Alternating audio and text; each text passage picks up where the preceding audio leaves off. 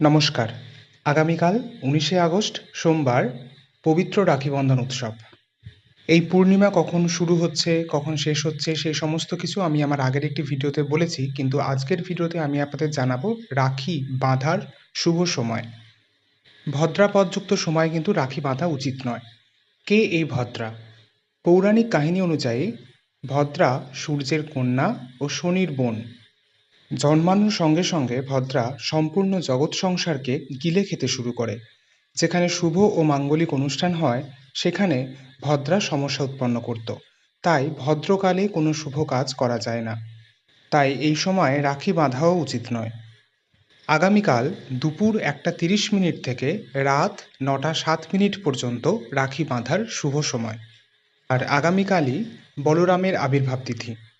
সকলকে জানাই শুভ রাখি পূর্ণিমার অনেক অনেক শুভেচ্ছা ও অভিনন্দন। ধন্যবাদ।